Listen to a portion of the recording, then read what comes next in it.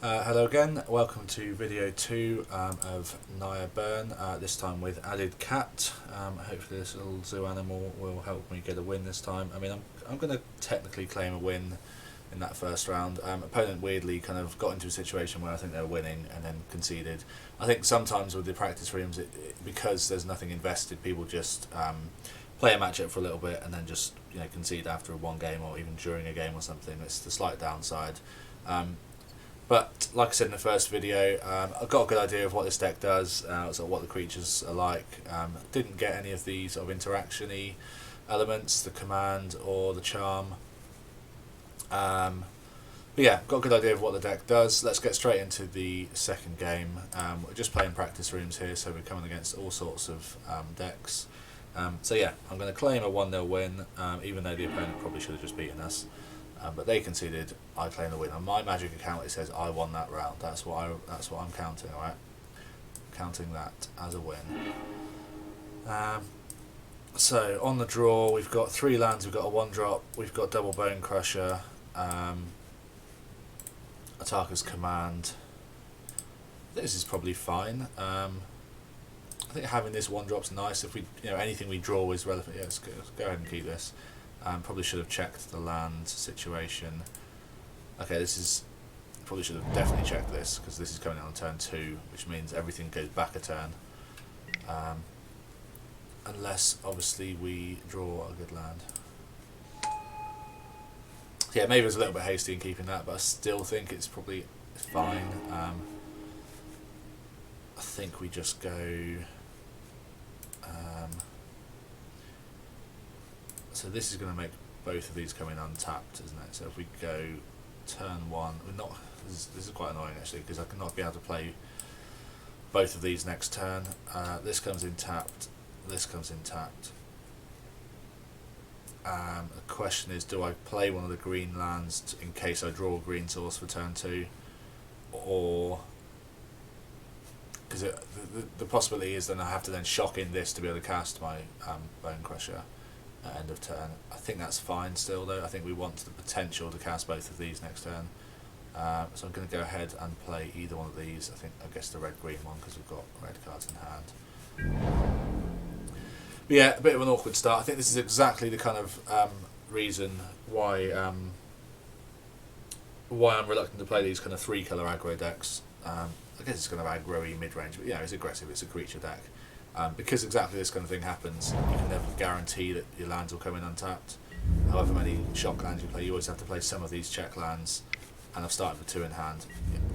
Maybe with more experience I realise actually this is just a mulligan hand. Maybe I can be more greedy with my choices. Didn't get lucky there, so I think I'm going to allow them to attack with this and then pump it if they want to next turn. If they do that and that's their entire turn, that's fine. So, question is, I guess, which is the better one to play of these? I still haven't quite established. I haven't really looked into it too much. The Pelt Collector gets trample, I think, so I think it's just slightly better. I think regenerating isn't that relevant. Not going to happen anytime soon.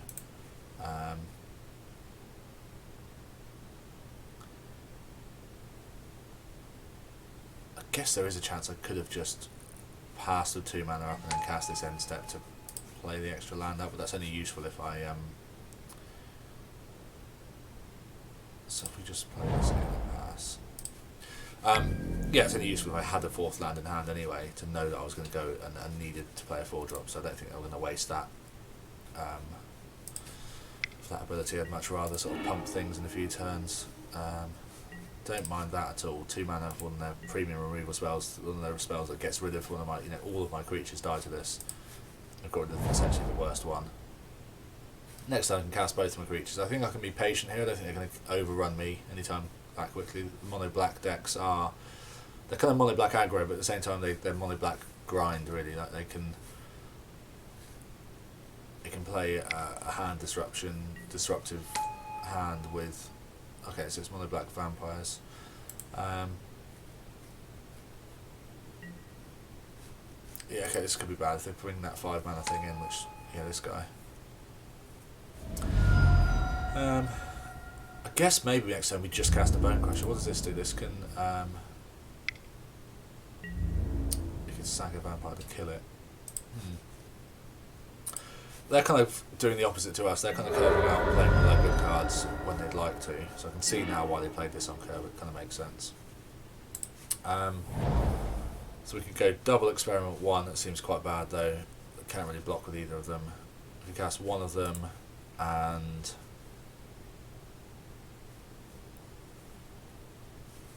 pump it. Seems bad. One of them plus Bonecrusher. Does that do anything? I guess we could finish this off now. Do we try and get them by waiting until they pump it and then finishing it off, wasting their mana? I think we just go for it. We just have to play a bit of defense.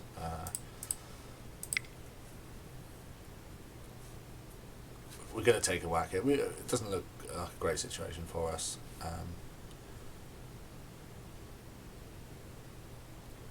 I think our deck's much better on the play where we can be doing kind of what they're doing. Curve out 1 drop, 2 drop, 5 drop. I think our ideal scenario here is they pump this and allow us that chance to respond and screw it up for them, but I think we need them to kind of not see that line from us to get back into this at this point.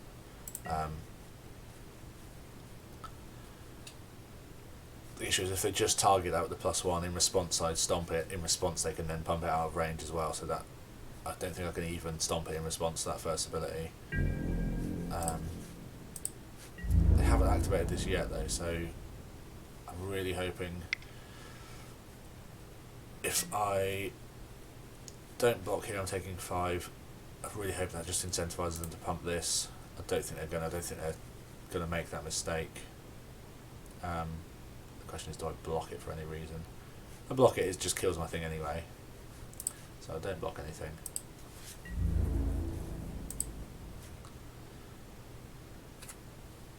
Might be quite a quick game 1. I think whenever they can cast Sorin, do this Sorin, get 8 mana's worth of permanence onto the battlefield on turn 3. It's quite difficult. It's kind of the equivalent to us going experiment 1 into Gruul Spellbreaker into Chandra out of the board sort of thing, all on our turn 3, but instead of that we've got a 1-1 and nothing else going on. Yes, this is bad. In response I can stomp it, in which case they then just pump it at the end of turn. It is a vampire, so it's going to get that counter. This says 2 damage to the target, so I think I have to just stomp this. I don't even have to do that now then, so I'll just go, that's fine. It's not fine, but it's going to get another counter as well from us having taken 4 damage in the end step. So yeah, the chances of taking this out at instant speed are now gone really. Hopefully we'll just be able to get creatures down which can tangle with it in combat. It's a really good card. I remember when this card got spoiled, I sort of read it and thought, so this is a 1-drop which is a 1/2 which has abilities which just gets bigger as the game goes on. It just sort of does absolutely everything. Card is good as well. Yeah, so it just all seems bad for us. Do the thing, does the thing. The only target we have for Stomp is the Sorin now, so we'll just go for that. I mean, we can target them, but that doesn't seem useful. I mean, I guess we're not in an awful position if we just cast a Bonecrusher next turn. We have something that blocks their things other than this.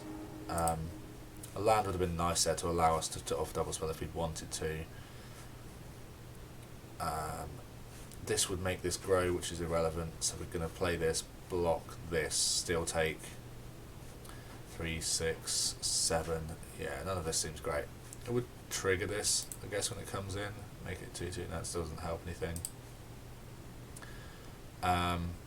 Yeah, land would have been nice there to allow us to do 2 things, but even then I don't know what. Yeah, we would just be playing this and this, pumps them and allows us to double block. Would have been good. I think we just have to cast this, which seems quite poor in terms of our options. I guess the alternative is play Experiment 1, play Bronzehide Lion. We'll have a 3/3 and 2/2/2s. Allows us to... The blocks are still pretty bad if I do that. What does that allow us to do any different? Allows us to get more creatures down, all of which then die. This would then come back on something. Is that relevant? It would then, so we double block, say, this. It wouldn't even work anyway because it would exile. If a creature would die, exile it instead. When it dies, return it to the battlefield, but it doesn't die, it gets exiled. So I think this would overrule it. Yeah, all right. That's. I'm not gonna. I am overthinking this. I think it's a game we can't really win. I don't think so. Let's just cast this guy, trigger this evolve, pass the turn, and be sad. Oz has gone now. He's gone out for a wander, so let's just actually point that at me.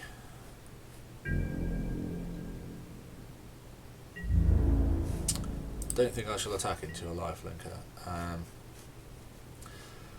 Definitely blocking with the Bonecrusher next turn. I'm definitely blocking this. Oh, even that. Am I blocking this? It has an ability as well. This card's just really good. There's a good reason why this sees least sideboard play in basically any deck playing black in this format. It just has the staple on ability of stopping graveyard shenanigans happening. It's just a 4-mana 3/4 lifelink, which is fine, and then it has this, so I can't even block it really because then they just sack something, pumps it hugely. I guess sacking something is sort of the same as killing something though, so maybe I do sort of force them to sack this guy. It's just all quite bad for here. Maybe they don't even attack with it. Okay. 3 cards left in hand. Have they played a land yet this turn? Yes, they played Urborg. So I block here. I think I have to just take the damage here.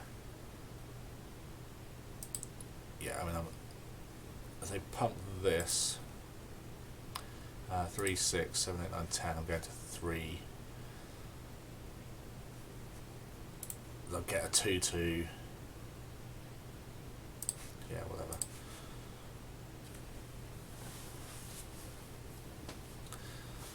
Yeah, I think I could play 6 different ways this game, and I don't think we're winning because they. Oh god. Yeah, okay. At least I did some damage to them. I feel like they may as well have just done that pre-combat. They got damage in, and that would have happened anyway. So I think if I was opponent, I would have just done that and then gone to combat. It just gets an extra 3 points of damage in. I would be on 3 instead of 6, and then everything else would have been identical. This does nothing. Yeah, let's just concede. We're not getting back into this. Rather just show them less cards, to be honest. They're going to expect, obviously, more Bonecrushers. They probably expect Spellbreaker, but let's not show them when they don't need to. I know their deck reasonably well. I've kind of seen all the best cards right here. They've got obviously the Swift Sends. They've got, I think, usually Thought Seizers, but this is a Vampires version. Maybe it doesn't play them, but even if it does, I guess maybe they're actually cutting some of those because they don't want to take 2 damage just to take out a creature. So maybe they just bring in some more removal spells like Grasp of Darkness, Fatal Push, things like that. So what do I want to bring in here? Preventing the instant or sorcery damage doesn't help because hair removal is not going to be damage based. Enchantment's irrelevant. Fighting stuff doesn't seem that good. This card seems really good at the same time. Doesn't seem what I need here. I need this. Phoenix. Just like this card. I always want to bring this card in, but the question is it actually good? I think this is good. 4 damage to kill stuff is probably quite good. Exiling stuff is less relevant for the Gideon than it is in some of the matchups, I think. Also, that's a kind of... Is that ever actually going to happen? If you play this, it stays around for 2 or 3 turns, then you're probably doing quite well anyway. They do have some graveyard stuff, I imagine, with some stuff that can come back, although I'm thinking of the other Mono Black deck more, I think. I don't think I want to be bringing in Resting Beast. I think I do want to bring these in. Just a little bit more direct creature removal. While they've got some other elements, they've got some disruption, they've got some removal, they've got some planeswalkers, they're still playing creatures, which is what we need to kill, I think. We don't really have anything which deals directly with planeswalkers other than just attacking them. This used to deal with them before they reworded it. So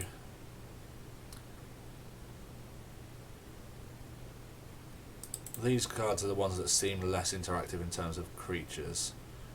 Can make stuff indestructible, I can deal. So I think we want to trim some of these, and I'm still not sure which are best out of these. I think the Pelt Collectors are slightly better. Let's just trim some number of them because they're not. Saying that, let's go to one of these, bring in 4 drops. So I think we're trying to request me, so we haven't got too many planeswalkers that we're trying to hit, and just one of these. Okay, no idea of the sideboarding really of this deck, but yeah, the Atarka's Command and Boros Charms, they're nice, but I think the things we brought in are a little bit more targeted. These are all just good. These are all just good. I guess Voice of Resurgence. What have they got? Instant Speed, Swift Ends. Some other removal. Yeah, it's still relevant. Still a 2-drop. Don't think we're going to cut too many of our creatures. 1 land comes in tapped. Seems bad. 3 land. Well, this one hurts us a lot, but we have a 2-drop. Another 2-drop. I think we have to keep this. The question is, do we keep a land to have this dream of casting this on turn 4? I think we do, and again I could go this. No, we're not doing this instead. We're casting creatures on curve, so I think we just get rid of this. Oh yeah, that's easy enough. Ditch this. Seems correct. Play this tapped. Cast stuff, and I start attacking them, I think, this game. Question of which one we play here. This one's hitting for more. I don't think we're going to be able to hold up that ability of giving it indestructible anytime that soon, unless we draw other things that we can play before it and wait to play this on turn 4. They can't actually pump this yet. That's quite a nice one. It gives us something to do on turn 3. We're either going to be taking 2 damage or 1 damage continuously here, so I think we just take the 2. If we play this one, that's an extra damage, but we're going to have to shock that in anyway the next turn, so we may as well take the 2 now. Yeah, on their turn 3, they're not going to be able to block with this thing anyway.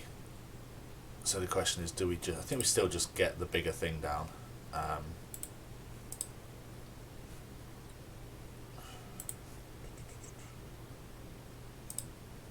Yeah, let's go for that. It's just an extra point of damage next turn. I don't think they're going to be able to block it anyway. I guess there's a chance they play a second one of these, which makes it more useful than playing this. If they play another knight next turn, they can't now double block this and kill it, whereas they could double block this. So I'm planning already next turn is just go Mana Confluence, Gruul Spellbreaker, swing at both. Kind of depends what. I mean, I imagine if they don't play another blocker, then they're going to have a fatal push type removal spell. If I was them here, if I were them, I would fatal push the Bronzehide Lion immediately. They could have the 2 mana 2/3 lifelink. Is it lifelink Death Touch? Can't remember. Yeah, okay, it makes sense for them to get rid of that now. I mean, Indestructible wouldn't get around that anyway, so I think I'm just going Spellbreaker swing next turn. Don't mind trading. Then he gets Death Touch, so I don't mind sort of trading blows with that. So yeah, I think it's quite an easy turn of pay some life, start getting aggressive. Don't think there's any reason to play this as a 4th. I mean, there is slightly, is that it'll then be the trade with this, but then that would have them it forces them to block, hold this back and block with it. and then I just discard this and kill it anyway. So we'll give it haste and we'll swing. I think, as I said in the first video, when I was sort of going through the deck, this deck seems quite straightforward. You know, it plays creatures, it's like a play creatures on curve, attack them sort of strategy. But I think there's maybe that's wrong. Maybe I should have just played that as a 4/4 and outsize things. Probably not, because this becomes a 4/5 anyway, so that'd be irrelevant there. But there's a lot of small decisions which it make the deck difficult, but also means that I think as an aggressive deck, it's probably still quite interesting to play. Like these mono black decks, I think there's a lot of range to sort of what you're doing with them. So they can sacrifice this to kill this, which, yeah, it's kind of fine, or they just do the usual. I think I'm still swinging next turn, because I've got this hidden up my sleeve where I can basically kill whatever they want to block with. The question is, am I swinging at Sorin or them? I feel like my natural inclination is always to ignore Planeswalkers as much as possible if you're playing an aggressive deck, because you want to just get them dead.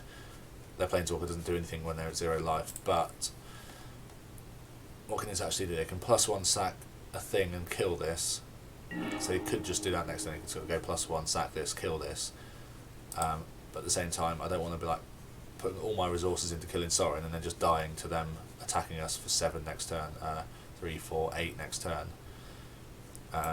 Declaration in stone, so I could go exile this, kill Sorin, but they've still got 5 cards in hand.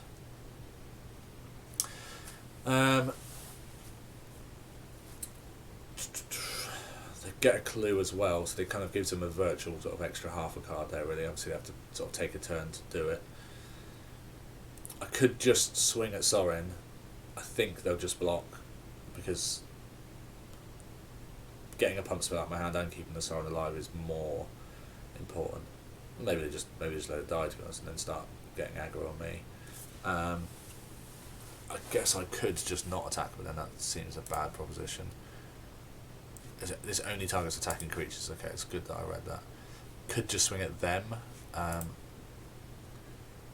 Then again, they can just give this Death Touch and Lifelink next turn. That seems a bit scary. So I think I want to try and manage the board. I think I go deck the stone, this, swing, kill Sorin. Kind of limits them. It doesn't seem that good. This. Yeah, it doesn't seem great, but I think letting the Sorin run rampant here is too dangerous. The fact it can then start getting the game away from me, it sort of gives this ability plus lifelink to things. Well, it doesn't give this ability, it doesn't give them +3, but it yeah, seems tough.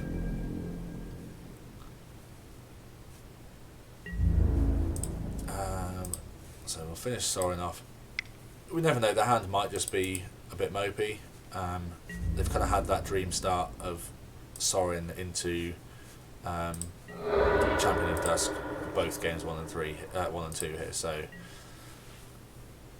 we've kind of backed up against the wall already. I think, as a general thought about these sort of, so I'm playing like a non-meta deck, you know, it's just done well in an event, but sometimes I think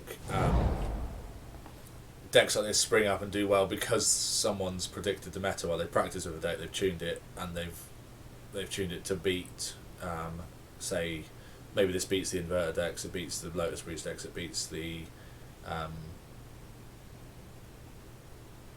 Sultai Delirium decks, or does well against them with a good pilot. This is the guy I was talking about earlier. He does have Death Touch and Lifelink, Gifted Aetherborn. Kind of annoying. I don't think it's a good card, but it's annoying right now. So yeah, sometimes these sort of decks might do well in a particular space in time. Okay, double annoying bad card, but still annoying for us here, because I mean, I'd rather them cast these two than something actually genuinely really good, because that's just going to delay things as opposed to winning the game. This card isn't going to win the game, it's just going to stop us winning for now. We will be able to eventually attack through that. But yeah, I'm still slightly annoyed because it stops us attacking profitably. But yeah, so maybe there's these decks, and then you come up against some sort of other non-meta decks, and it's just sort of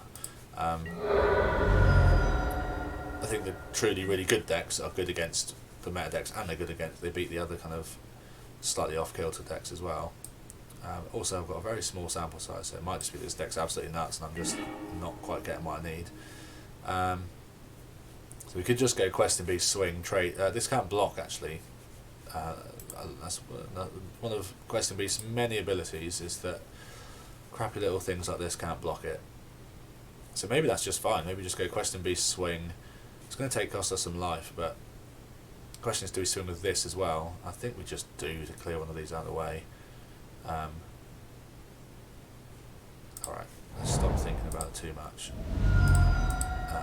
So we're going to take the Mana Confluence. I don't like that much as a card, because with this we're just going to die if we keep tapping it.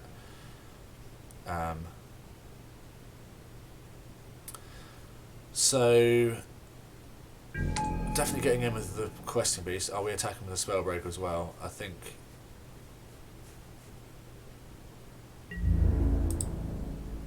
it can't really block this because they can just pump this beyond it.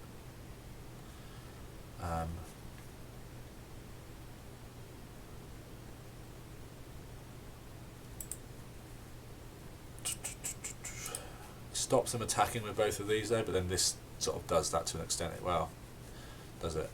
Am I blocking this if they swing with this?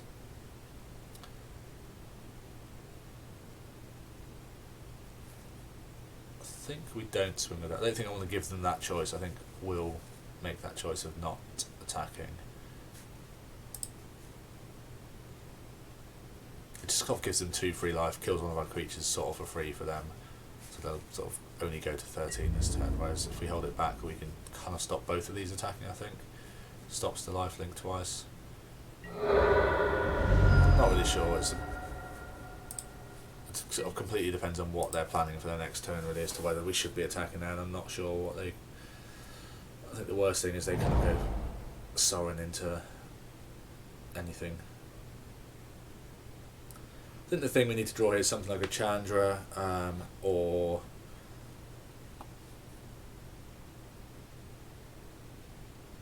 I guess maybe just another creature, just to get more creatures than them down on board. Start having control of sort of who's attacking what. That's not terrible because we haven't really got anything great in hand.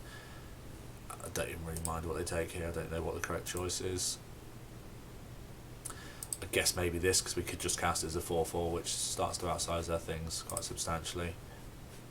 Pull it with outsize and death touches, it doesn't matter. Yeah, probably the correct choice. Seems the better card. It does mean at least if we draw, say like an experiment 1, we can double spell next turn or something, but yeah, it seems pretty good for them. Take 2, kill my best thing, and sort of get on the front foot. I think from there they've kind of sort of stolen the play essentially on this game here. It seems like we had a good start as well. I think I remember right, we mulliganed. I don't think they did. It seemed like they had a lot of cards in hand at the start of the game, so I'd be surprised if they didn't mulligan. If they did mulligan, they started with 7, and I started with 7 as well. That previous game. Yeah, they started with 7, I mulligan, so okay, am I blocking this Death Toucher here? I don't again in the life anyway. I can't really attack anyway. I think I'm just gonna have to just block it. Otherwise I'm just giving them a free attack every turn. We need to just draw like another Questing Beast or something like that. Yeah, I mean, I think their deck's just better than ours, potentially. They've drawn sort of fine. They've triggered this because they took 2 from the Swift end, so it's quite a nice little sort of combo. Questing Beast, I think I did just say I want to draw a Questing Beast. It's not the end of the world. They can't actually block it with anything, so they are going to take 4 here. Maybe that's our route to victory. We have to swing with this, and then they have to hold this back to block every turn, and then we... Yeah, okay, they've only got 1 card left in hand as well. Effectively 2, because I'll have to... yeah, it's annoying giving them the clue. Going to take a damage for the honour of casting our card here. Mana Confluence, I think when you play these 3 colour ranked decks, you kind of have to play 1 or 2 of these. Even the SRAM Auras decks were playing 1 of these originally. I think the one I looked at earlier in video 1 when I was just going off topic a little bit. The 19th land it was playing, I think, was a Mana Confluence, just because it's so important to be able to cast your cards on curve, as we've seen already. The thing I kind of feared with this deck was the land base screwing us up a little bit. It's already happened in both videos, and the Mana Confluence kind of gets around that, but at the same time paying a life every single turn, if you're playing against any other deck which has any kind of form of aggression, can actually end up being the difference. Like, we could lose this now by a point of damage, where we've had to shock a land into placement on curve, or where we've had to pay a life every single turn for this. Yeah, I usually like a mana base where the lands can kind of translate into other things. You know, this is nice, it can do something. This is nice, it can definitely do something. Weather's Rider's a nice card. It's kind of their version of Bonecrusher Giant. Both really good cards. I kind of back up to having the card advantage here now. But they have just put themselves dead. Yeah, I don't think that was that great from them. Oh no, they're still dead to a pump spell from us now. So they can't block this. They're going to go to 7. If I draw a Ghor-Clan Rampager, I win the game. So I think maybe that's the best they could do. Maybe they had no other option, because Questing Beast's ability, that's not true at all, because they could have just held this back.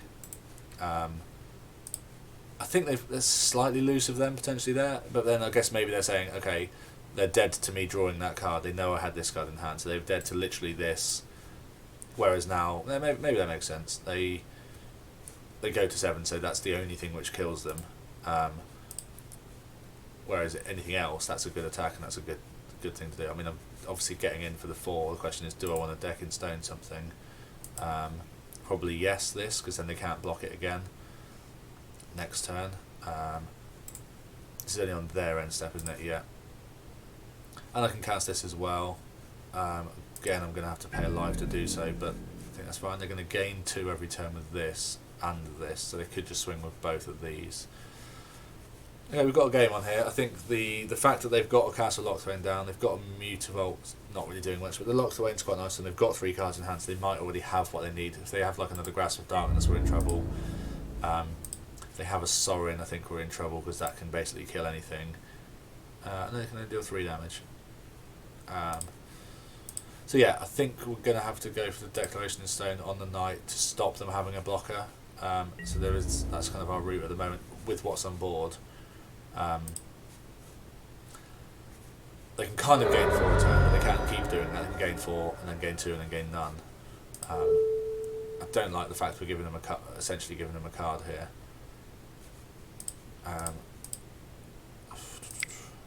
Let's think about this. I don't like using a 2-mana removal spell on a 1-drop either, but this card's just so good, it has such good value that at the moment it's the only thing that can block the Questing Beast, so yeah, I think we just have to get rid of it. I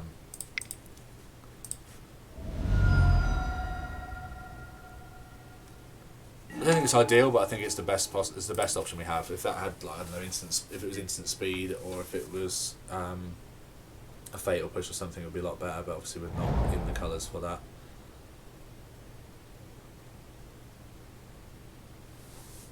We've still got a good shot here. I think we've still got, a chance of winning this game. I don't think we're favoured, but I don't think we're horrifically out of it either.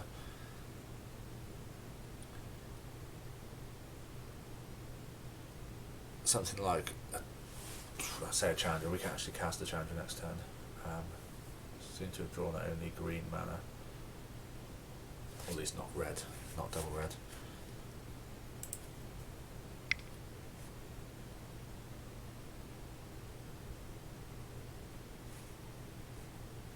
Just trying to work out if Rampager would be lethal next turn. It kind of depends on. I'm kind of hoping they're just activating this here. But no, they can't really do that. They die.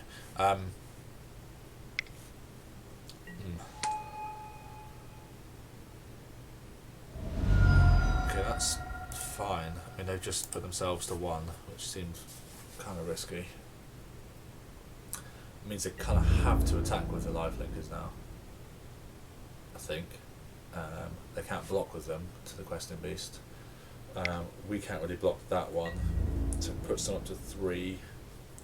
Virtual 5, no, they can't block with that. So they're still dead to us drawing a Ghor-Clan Rampager. Unfortunately I can't block this, there's no point. So unfortunately I have to let this through. Still gives us an out there. Every turn when we untap and have the potential to win, I think is pretty good for us. This could come in as a trampler, which, funny enough, they would actually have to.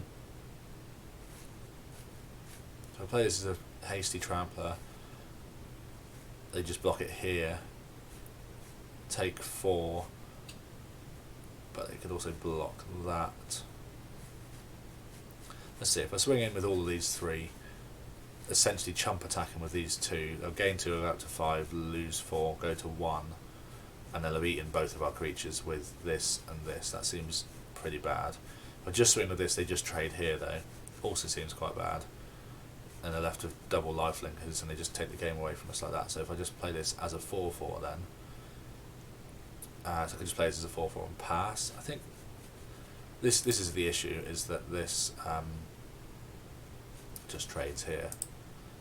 So if I just play this as a 4-4 and then pass, it means it can block this and get rid of it once and for all.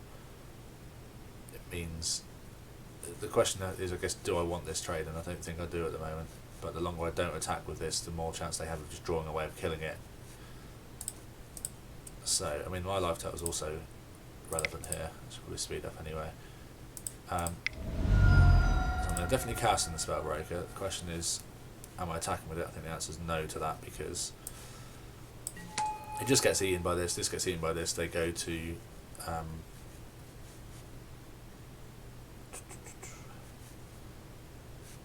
they eat that, they take 4, they gain 2, stay on 1, and then they gain 4 next turn. Am I attacking with Questing Beast? No. I think up to 4 cards. I think the way I win this is I draw one of the things that pumps everything, and have sort of just a lethal swing. I'm still sort of relying on them not drawing much now. They're up to 5 cards, which just seems crazy. And it's effectively like a mirror match. So we're both playing aggressive decks, but their card advantage is just so much stronger than ours. I mean, I have given them cards as well off of these clues, but obviously the Sorin into the first. Was it the first champion, or did I just... Yeah, first champion into the second champion. Into a third champion, which almost kills him. If that was a vampire, it would have done. No, it does. I think they just killed themselves. 1, 2, 3 vampires.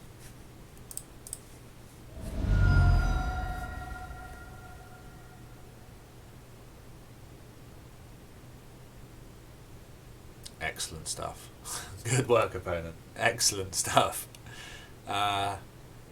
Pure skill on our side there. You can't stop that kind of play. You know, that's just absolute top level stuff from us here.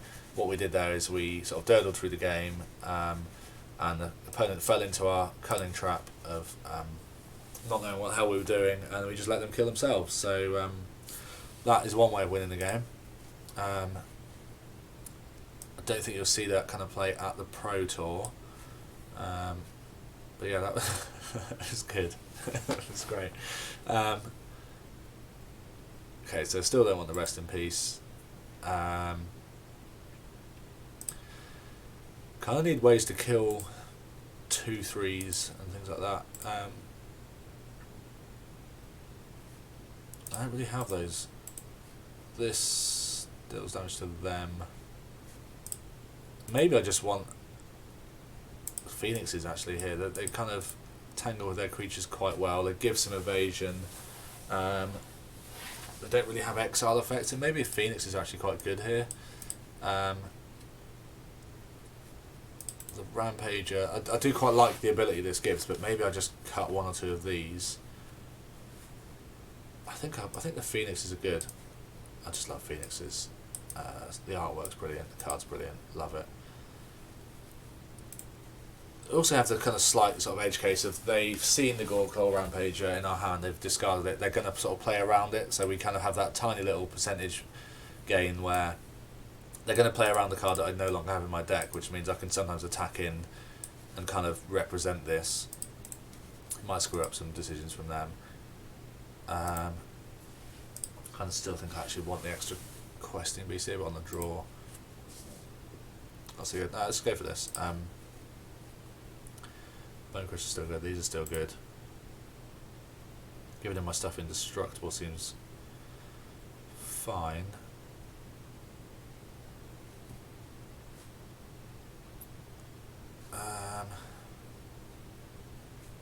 Alright. I'm not a huge fan of the amount of 4-drops I've got in here, but again I'm on the draw, so I should be able to get to 4 mana in terms of drawing the lands for it. I just may also be sort of out of the game by the time we get to turn 4, though, if they have a start like they did in the first game. They may just kill themselves like they did in the second game, though, so you know, if they do that, then we don't have to do anything. Okay. This comes in tapped, this comes in tapped. I'm kind of going off this deck every time I draw an opening hand, and my land situation is awful. It's exactly what I was fearing when I looked through the deck tech, and sure, you can mulligan, it's not as bad at London mulligan, etc, etc these days, but it's still just really annoying, and we've got exactly the same. No, we haven't. We've got this, which makes them come in untapped, but we now can't cast our 1-drops.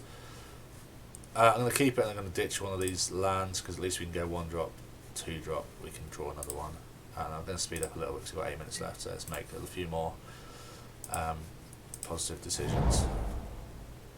But yeah, this keeps seeming to happen where we've got the wrong land to play our stuff on curve. So annoyingly, I'm going to have to do this to play this, and then let's just do it.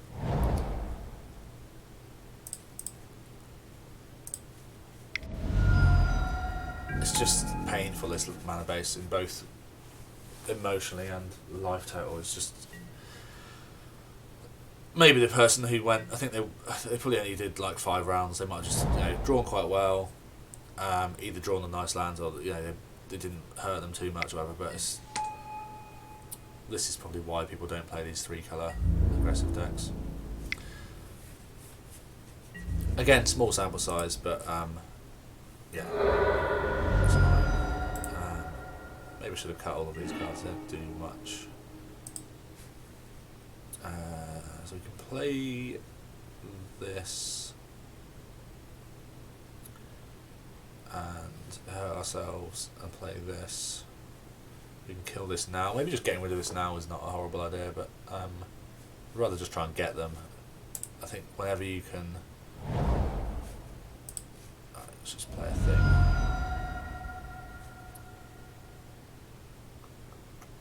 Probably should have thought that through. Probably kind of should have cast experiment 1, pump this up. That's fine, let's do this. Green, white, over to you. I'll take the trade here. I don't think I'm going to be giving it indestructible. I think I'll just... I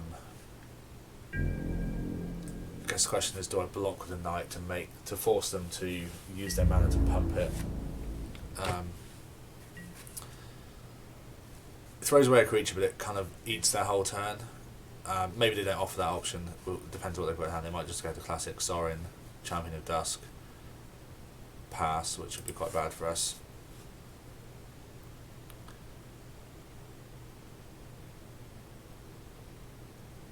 I mean, at least next turn in terms of the mana, we can play this untapped, play this, and have these 2 options at instant speed. The more I look at Atarka's command, the more I think maybe I should have taken it out here. The opponent not gaining... click an aura and then attach it. Okay, this goes to here, which seems irrelevant right now. Well, I can block here, it's not relevant, but it's... I don't know how much the Bronzehide Lion's sort of secondary ability of the aura coming back in is ever going to be relevant. I guess we might find out here, but you have to hold them. If it was 1 mana to give sort of central regeneration, I think it'd be a lot more relevant. I think it's one of those things. It's like a tacked on ability that, you know, one time in 10 it comes up. And it was.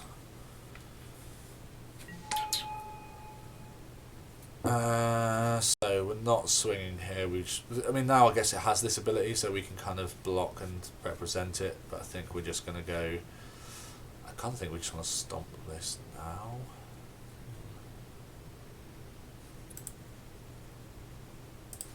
I think we just pass and see what they do. I think I'd kind of rather try and get them to pump and then kill it in response. I think we're going to be just taking the 2 here.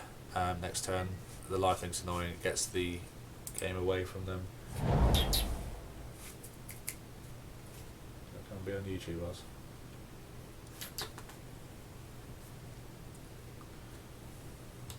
Okay, mate, show me how to play this deck, because I don't know.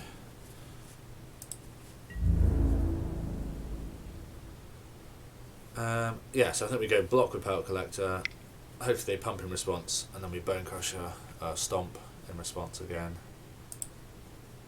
We'll go to blocks. This thing I don't care about, I just really don't like this card. I don't like it because I don't think it's good, not because it's annoying. I think we're kind of forcing them into doing this now. Hopefully, unless I've missed something. Yeah, this is good.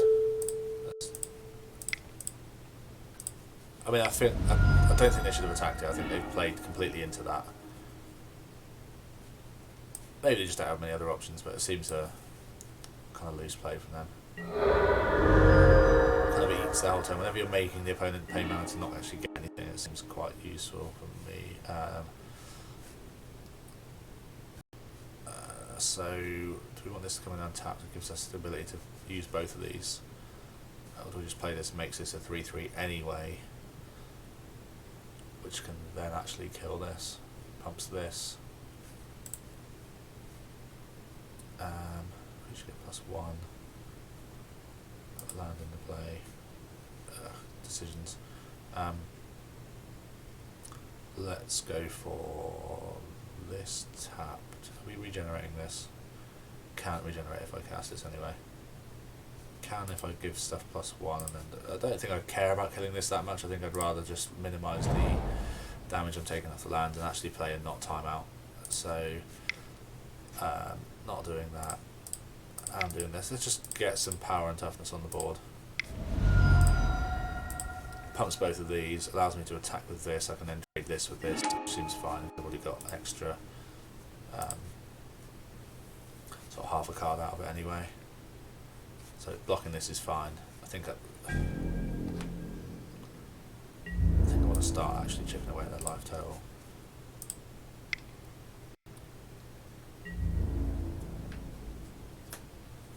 Opens up the ability for them to kill this, but I mean this is kind of like an addition. You know, I've got a bonus out of this anyway. If they're using like a Grasp of Darkness or a Fatal Push on my 1-drop, it's kind of the same as me having to use, you know, overcosted spells to kill their 1-drops. We're not in a terrible position.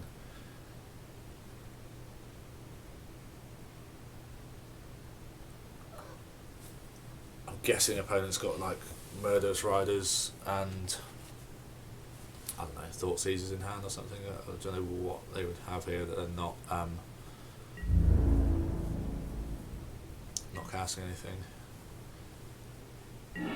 Okay, they must have some kind of instant speed removal, I guess, then. So I think we go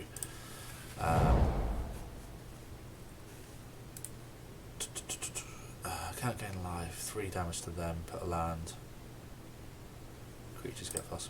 Maybe we just get aggressive here and swing at everything. 9. That's for 4. I think we do. I think we just put the onus on them to have answers. We can regenerate this. They can effectively eat this, but we can then cast that. Maybe they just haven't got much. I think we need to start putting them to the test to see what they have got. I don't think we can just attack with 1 or 2 things. I think we're better off sort of forcing the issue a little bit.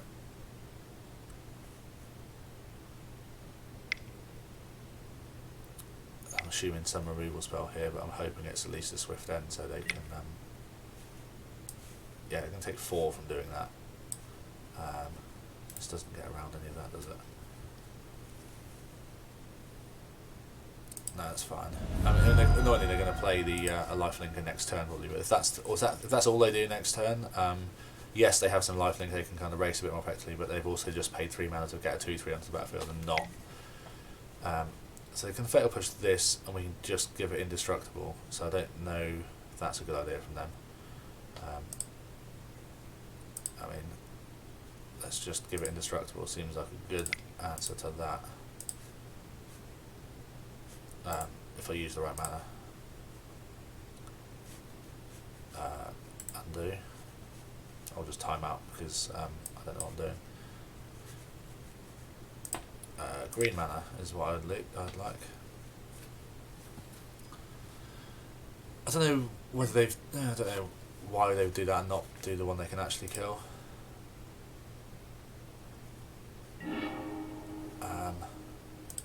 I mean, based on killing themselves, getting 2 mana, they just don't know what they're doing. Like me. So this is going to grow as well. Do I want to give everything? So make them take 3 and give everything +1. Have they gone to blocks yet? No.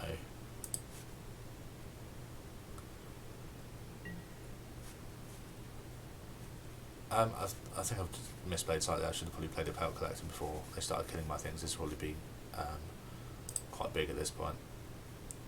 So yeah, but that's because I've been gabbing on too much, and now I'm under pressure to get this game finished in 3 minutes. So that's fine. So we'll go for this, and we'll go for creatures get +1 and they take 3 damage. Yeah, I mean, definitely should have. I'm going to take some damage here, which I think I could have avoided if I tapped my mana right. Yeah, I mean, 100% should have played. This Pelt Collector would be quite huge now. It could be sitting on the board. It would probably be like lethal next turn, because it would 1, 2 things would have died. It would be like a 3/3. So they can play this. We can swing past that every turn. Yeah. Yeah, that was definitely a mistake not to play this last turn.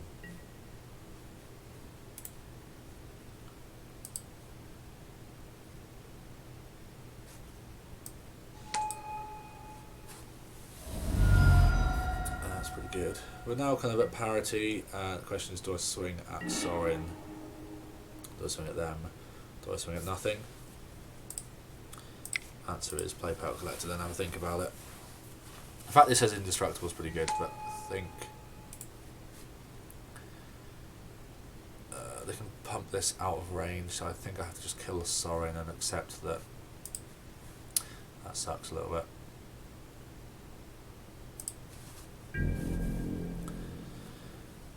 Tramples are relevant when they're both 4/4s. Attack Sorin. I think I'm going to run out of time here.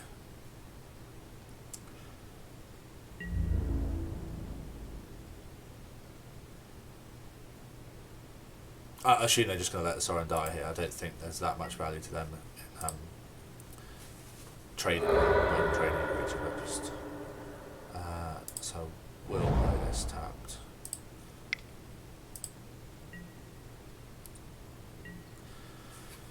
Yeah, Sorin's a nice one. Three mana in a kind of aggressively slanted deck is nice for a Planeswalker. I think I'd like to play something like a Chandra in this main board, but 4 is kind of a curve topper, whereas 3 mana they can kind of do that and still then have other things to do on those turns lots of the time. Standard Gruul decks, I haven't seen that much play when they do the Domri. There's 3 mana is quite a nice sort of place on the curve. Alright, so we're just playing what we draw here, and I think we're still just swinging in every turn with this because we can do it indestructible. So all is not lost because of this guy. Can pump these guys if it did die. They have got the option of animating Mutavaults, but they can only do 1 this turn. So they can animate a Mutavault, double block. I can still just give it indestructible though, so I think I mean, I'd probably do that after I've declared an attacker, but you know, whatever.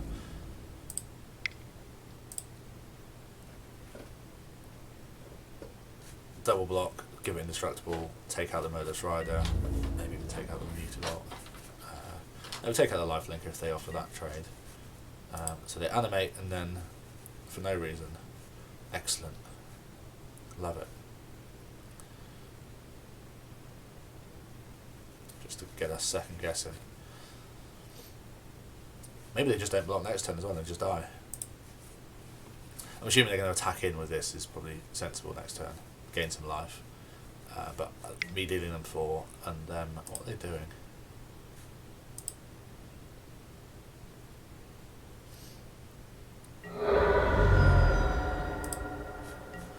Yeah, 4 and then gaming 2 is just still attacking them 4 every turn. We can just jump here if we need to. I mean, they can go animate, swing in for a lot. I'll go jump, kill them. Wouldn't kill them actually because this.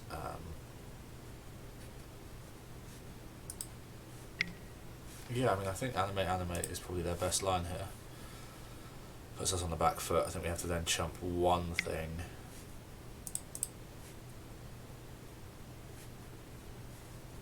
Your move out's just good. It's the reason why playing a monocolour deck is probably just a lot stronger than playing a 3-colour deck.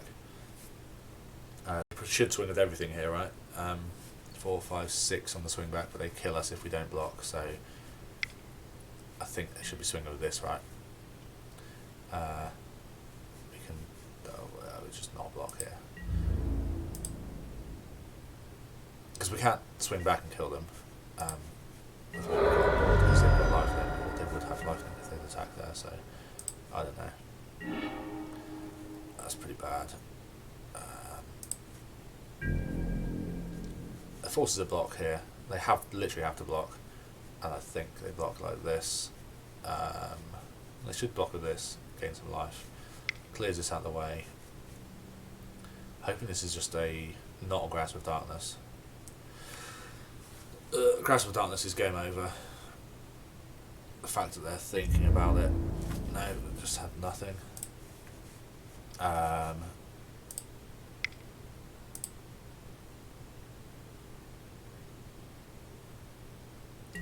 It could just be that the opponent's new to the client, new to Magic or something. There's a couple of sort of weird clicks they've made where activate ability. Okay, it's the aura that has the ability. I'm just going to time out by not being able to click the right card here.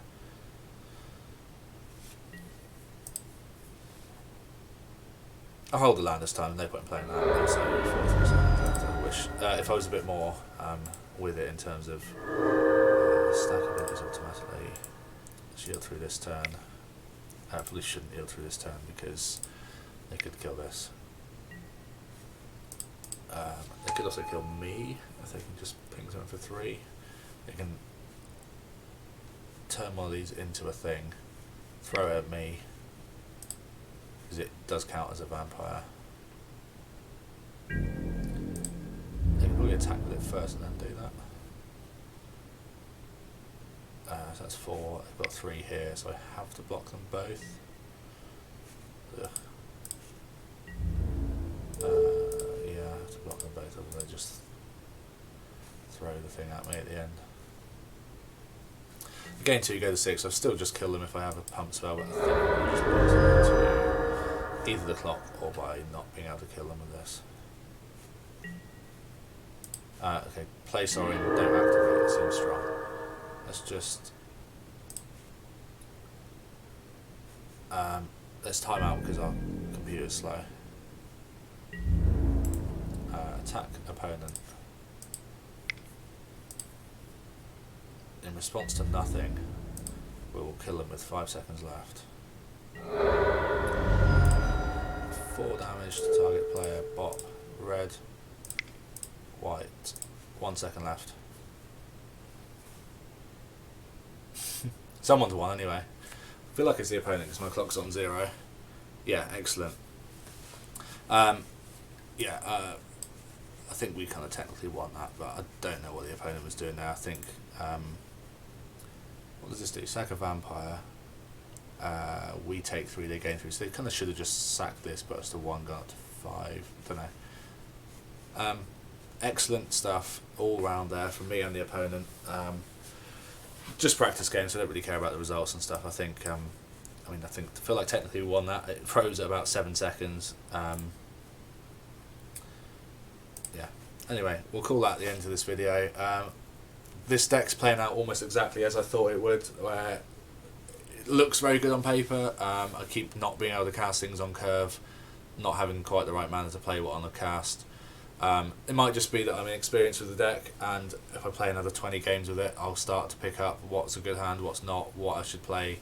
I think maybe I overestimated the amount of kind of flexibility in terms of what your cards are doing. It is still a bit of, cast your creatures, and then sometimes you have pump spells, but I don't know. I've gone off it a little bit. I've only played, three games with it, but yeah, we'll see. I'll do another one. We'll see how I can misplay in that one and see if I can time out again. But yeah, that'll do for this video. See you in the next one.